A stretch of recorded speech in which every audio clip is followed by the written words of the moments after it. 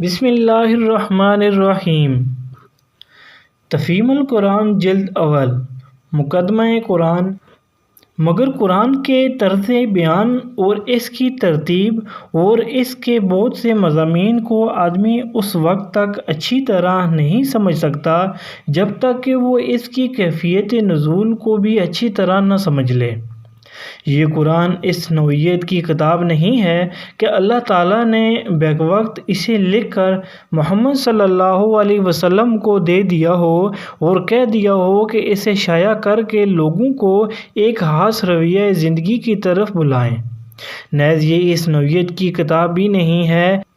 اس میں منصفانہ انداز پر کتاب کے موضوع اور مرکزی مضمون کے متعلق بحث کی گئی ہو۔ یہی وجہ ہے کہ اس میں نہ تصنیفی ترتیب پائی جاتی ہے اور نہ کتابی اسلوب۔ دراصل اس کی نوعیت یہ ہے کہ اللہ تعالیٰ نے عرب کے شہر مکہ میں اپنے ایک بندے کو پیغمبری کی خدمت کے لیے منتخب کیا اور اسے حکم دیا کہ اپنے شہر اور اپنے قبیلہ قریش سے دعوت کی ابتدا کرے۔ یہ کام شروع کرنے کے لیے آغاز میں جن ہدایت کی ضرورت تھی صرف وہی دی گئیں اور وہ زیادہ تر 3 مضمونوں پر مشتمل تھیں۔ ایک، پیغمبر کو اس امر کی تعلیم کہ وہ خود اپنے آپ کو اس عظیم الشان کام کے لیے کس طرح تیار کرے اور کس طرز پر کام کرے۔ دوسرے، حقیقت نفس الامری کے متعلق ابتدائی معلومات اور حقیقت کے بارے میں ان غلط فہمیوں کے محمل تردید جو گرد و پیش کے لوگوں میں پائی جاتی تھیں جن کی وجہ سے ان کا رویہ غلط ہو رہا تھا۔ تیسرے، صحیح رویے کی طرف دعوت اور ہدایت الہی کے ان بنیادی اصول اخلاق کا بیان جن کی پیروی میں انسان کے لیے فلاح و سعادت ہے۔ شروع کے یہ پیغامات ابتدائی دعوت کی مناسبت سے چند چھوٹے مختصر بولوں پر مشتمل ہوتے تھے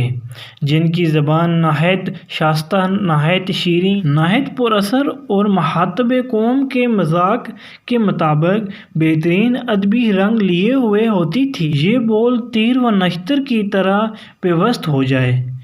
کان خود بخود ان کے ترنم کی وجہ سے ان کی طرف متوجہ ہوں اور زبانیں ان کے حسن تناسب کی وجہ سے بے اختیار ہو کر انہیں دہرانے لگیں۔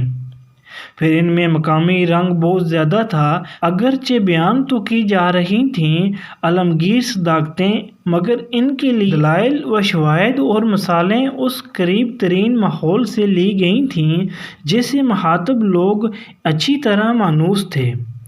انہی کی تاریخ، انہی کی روایات، انہی کے روزمرہ مشاہدہ میں آنے والے آثار، انہی کی اعتقادی، اخلاقی اور اجتماعی خرابیوں پر ساری گفتگو تھی تاکہ وہ اس سے اثر لے سکیں۔ دعوت کا یہ ابتدائی مرحلہ تقریباً 4-5 سال تک جاری رہا اور اس مرحلے میں نبی صلی اللہ علیہ وسلم کی تبلیغ کا رد عمل 3 صورتوں میں ظاہر ہوا۔ ایک، چند صالح آدمی اس دعوت کو قبول کر کے امت مسلمہ بننے کے لیے تیار ہو گئے۔ 2، ایک کثیر تعداد جہالت یا خود غرضی یا آبائی طریقے کی محبت کے سبب سے مخالفت پر آمادہ ہو گئی۔ 3، مکہ اور قریش کی حدود سے نکل کر اس نئی دعوت کی آواز نسبتاً زیادہ وسیع حلقے میں پہنچنے لگی۔ یہاں سے اس دعوت کا دوسرا مرحلہ شروع ہوتا ہے۔ اس مرحلے میں اسلام کی اس تحریک اور پرانی جاہلیت کے درمیان ایک سخت جاں گسل کشمکش برپا ہوئی جس کا سلسلہ 8-9 سال تک چلتا رہا۔ نہ صرف مکہ میں، نہ صرف قبیلہ قریش میں، بلکہ عرب کے بیشتر حصوں میں بھی جو لوگ پرانی جاہلیت کو برقرار رکھنا چاہتے تھے وہ اس تحریک کو بزور مٹا دینے پر تل گئے۔ انہوں نے اسے دبانے کے لیے سارے حربے استعمال کر ڈالے۔ جھوٹا پروپیگنڈا کیا، الزامات اور شبہات اور اعتراضات کی بوچھاڑ کی، عوام الناس کے دلوں میں طرح طرح کے وسوسہ اندازیاں کیں، ناواقف لوگوں کو نبی صلی اللہ علیہ وسلم کی بات سننے سے روکنے کی کوشش کی، اسلام قبول کرنے والوں پر نہایت وحشیانہ ظلم و ستم ڈھائے، ان کا معاشی اور معاشرتی مقاطع کیا اور ان کو اتنا تنگ کیا کہ ان میں سے بہت سے لوگ 2 دفعہ اپنے گھر چھوڑ کر حبش کی طرف ہجرت کرنے پر مجبور ہوئے، اور بالآخر تیسری مرتبہ ان سب کو مدینے کی طرف ہجرت کرنی پڑی۔ لیکن اس شدید اور زور افزوں مزاحمت کے باوجود یہ تحریک پھلتی چلی گئی۔ مکہ میں کوئی خاندان اور کوئی گھر ایسا نہ رہا جس کے کسی نہ کسی فرد نے اسلام قبول نہ کر لیا ہو۔ بیشتر مخالفین اسلام کی دشمنی میں شدت و تلخی کی وجہ یہی تھی کہ ان کے اپنے بھائی بھتیجے، بیٹے بیٹیاں، بہنیں اور بہنوئی دعوت اسلام کے نہ صرف پیرو بلکہ جان نثار حامی ہو گئے تھے، اور ان کے اپنے دل و جگر کے ٹکڑے ہی ان سے برسرِ پیکار ہونے کو تیار تھے۔ پھر لطف یہ ہے کہ جو لوگ پرانی جاہلیت سے ٹوٹ ٹوٹ کر اس نوخیز تحریک کی طرف آ رہے تھے، وہ پہلے بھی اپنے سوسائٹی کے بہترین لوگ سمجھے جاتے تھے،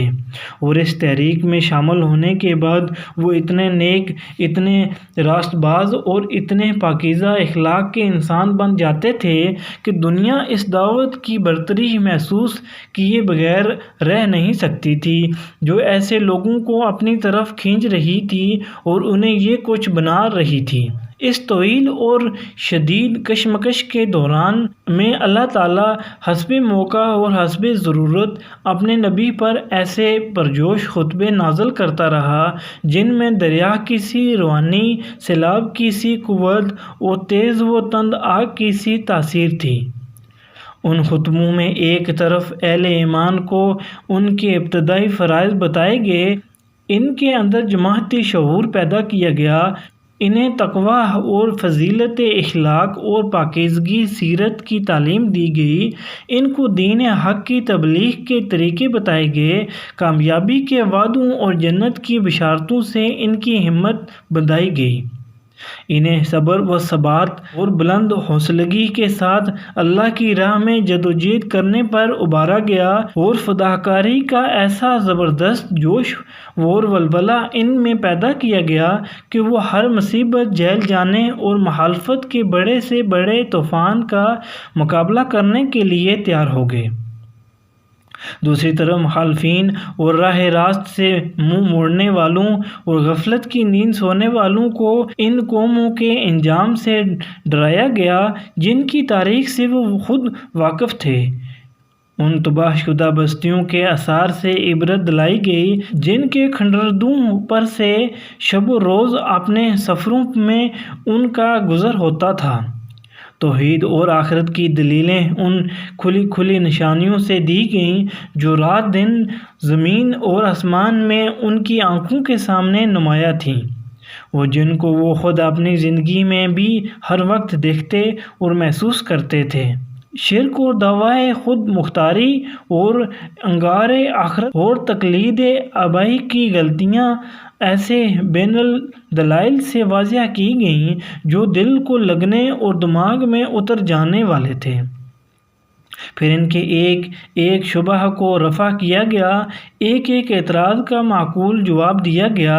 ایک ایک الجھن جس میں وہ خود پڑے ہوئے تھے یا دوسروں کو الجھانے کی کوشش کرتے تھے صاف کی گئی، اور ہر طرف سے گھیر کر جاہلیت کو ایسا تنگ پکڑا گیا کہ عقل و خرد کی دنیا میں اس کے لیے ٹھہرنے کی کوئی جگہ باقی نہ رہی۔ اس کے ساتھ پھر ان کو خدا کی غضب اور قیامت کے ہولناکیوں اور جہنم کے عذاب کا خوف دلایا گیا، ان کے برے اخلاق اور غلط طرز زندگی اور جاہلانہ رسوم اور حق دشمنی اور مومن آزاری پر انہیں ملامت کی گئی، اور اخلاق و تمدن کے وہ بڑے بڑے بنیادی اصول ان کے سامنے پیش کیے گئے جن پر ہمیشہ سے خدا کی پسندیدہ صالحہ تہذیبوں کی تعمیر ہوتی چلی آ رہی ہے۔ یہ مرحلہ بجائے خود مختلف منزلوں پر مشتمل تھا، جن میں سے ہر منزل میں دعوت زیادہ وسیع ہوتی گئی، جدوجہد اور مزاحمت زیادہ سخت ہوتی گئی، مختلف عقائد اور مختلف طرز عمل رکھنے والے گروہوں سے سابقہ پیش آتا گیا، اور اسی کے مطابق اللہ کی طرف سے آنے والے پیغامات میں مضامین کا تنوع بڑھتا گیا۔ یہ ہے قرآن مجید کی مکی صورتوں کا پس منظر۔ مکے میں اس تحریک کو اپنا کام کرتے ہوئے 13 سال گزر چکے تھے کہ یکا مدینے میں اس کو ایک ایسا مرکز بہم پہنچ گیا جہاں اس کے لیے یہ ممکن ہو گیا کہ عرب کے تمام حصوں سے اپنے پیرووں کو سمیٹ کر ایک جگہ اپنی طاقت جمع کر لے۔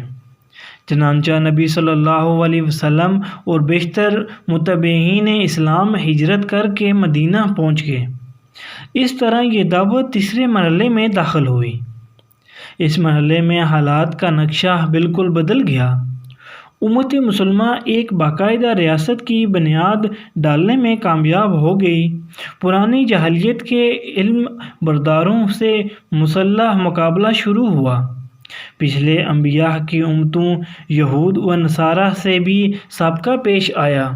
خود امت مسلمہ کے اندرونی نظام میں مختلف قسم کے منافق گھس آئے اور ان سے بھی نمٹنا پڑا،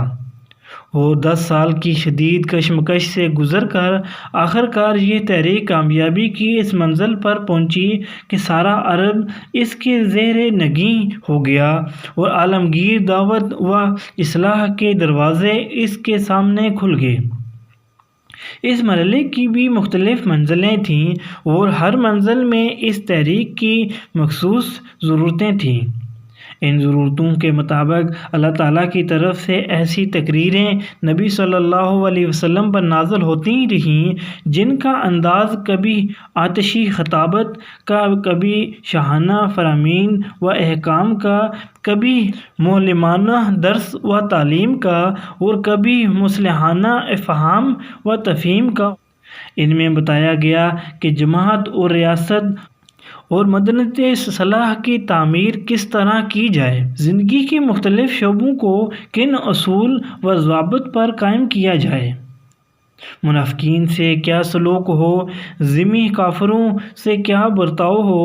اہل کتاب سے تعلقات کی کیا نوعیت رہے، برسر جنگ دشمنوں اور معاہدے قوموں کے ساتھ کیا طرز عمل اختیار کیا جائے، اور منظم اہل ایمان کا یہ گروہ دنیا میں خداوند عالم کی خلافت کے فرائض انجام دینے کے لیے اپنے آپ کو کس طرح تیار کرے۔